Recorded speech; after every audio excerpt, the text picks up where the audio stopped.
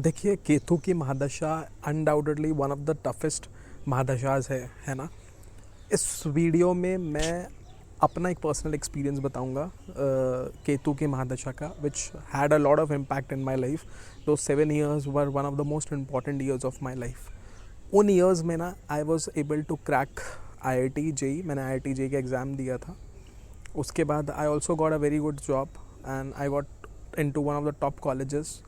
So that was entire during the Ketu महादशा period. सी, अगर मैं केतु महादशा की बात करता हूँ ना, तो it's a period of 7 years, right.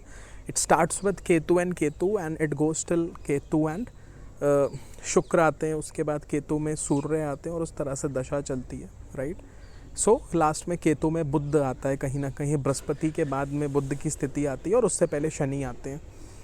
बहुत टफ रहते हैं सारे साल, और हर एक जो पीरियड होता है इट्स अ वेरी फास्ट दशा। आपको हर तरह से टेस्ट किया जाएगा मेंटली एंड जिसको बोलते हैं ना psychologically, physically.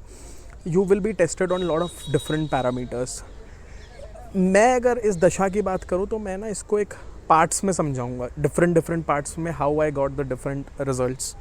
So starting with Ketu and Ketu दशा। देखिए, बुध की जो दशा होती है ना, वो आपको इंटेलेक्चुअली पावरफुल बनाती है, कहीं ना कहीं you get to learn a lot of things. लेकिन जब बुध के बाद केतु की महादशा स्टार्ट होती है तो इट कहीं ना कहीं वो आपको ना माइंड से बहुत ज़्यादा हॉलो करती है। सो कहीं जब मेरी बुध की महादशा के बाद केतु की महादशा स्टार्ट हुई तो वो मेरे लिए बहुत चैलेंजिंग पीरियड था, बिकॉज कहीं ना कहीं starting of Ketu and Ketu एकदम से आपको ना झटका मिलता है। दशा ओवरऑल अगर बहुत अच्छी रही तो it's a different story, but मेरे लिए स्टार्टिंग में एकदम से झटका था। तो मेरे लिए झटका देखिए क्या था। मेरे लिए जैसे ही मैं केतु एंटर किया तो उस समय मैं अराउंड 9th-10th में था, अपने स्कूल डेज़ की बात थी। सो कहीं ना फैमिली के एंड पे मेरे को काफ़ी चैलेंज था, बिकॉज देखिए केतु मेरे चार्ट में ना 2nd हाउस में बैठे हैं। सो प्राइमरली ना कुटुंब को अफेक्ट किया है मेरे चार्ट में, उच्च राशि में बैठे हैं। सो केतु की ना हमें राशियाँ देखनी पड़ेंगी। सो मेरे केस में जो रिजल्ट हैं वो प्राइमरली 9 और 12 में केतु बहुत अच्छा रिजल्ट देते हैं, मतलब बृहस्पति की राशि में, क्योंकि बृहस्पति देव भी कहीं ना कहीं विजडम की बात करते हैं।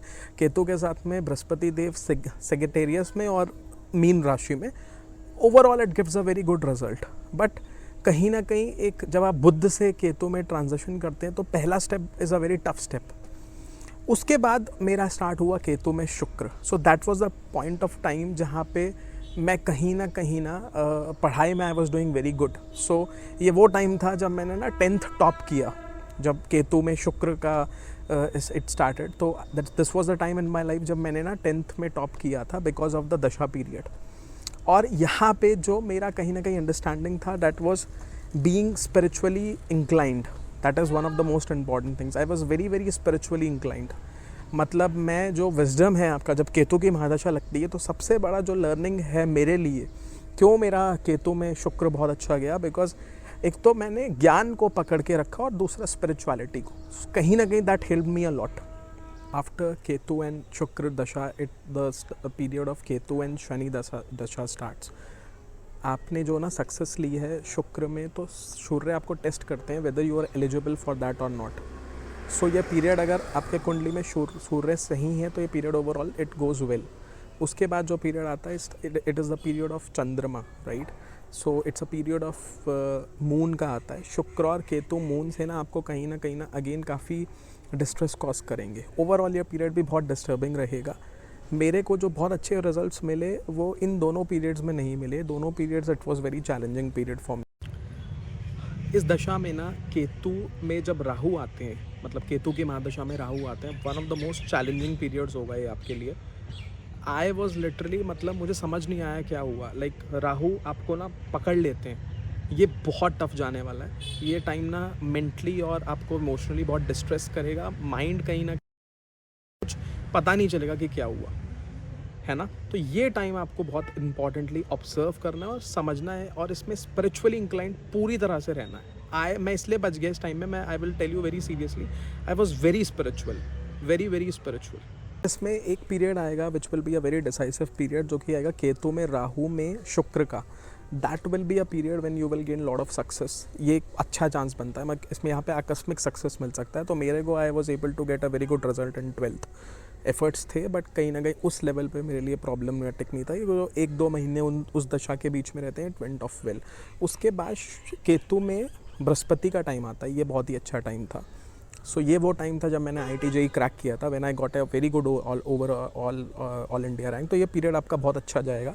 मैंने कॉलेज में एडमिशन लिया, I went to a good college, so वहाँ से मैंने इंजीनियरिंग करी। It's a very good period. ये दशा में आपको कहीं ना कहीं विजडम आएगा, और अगर आप स्पिरिचुअली इंक्लाइंड होंगे तो रिजल्ट आपके फेवर में आए। सो इसके बाद जो पीरियड आता है केतु में शनि का, वो भी बहुत टेस्टिंग होता है। वो पीरियड अगेन आपको ना मटेरियलिस्टिकली डाउन लेके आएगा आपको, मतलब रियलाइजेशंस बहुत सारी होंगी, लर्निंग्स बहुत मिलेगा, और दोबारा से टेस्टिंग पीरियड है, ये बहुत टफ रहेगा। उसके बाद केतु में बुध आपका थोड़ा सा बेटर जाता है, शुक्र की महादशा के लिए आपको प्रिपेयर करता है। इस तरह से ये ओवरऑल 7 ईयर्स रहते हैं केतु की महादशा के। It starts with Ketu and ends with Ketu and Budh.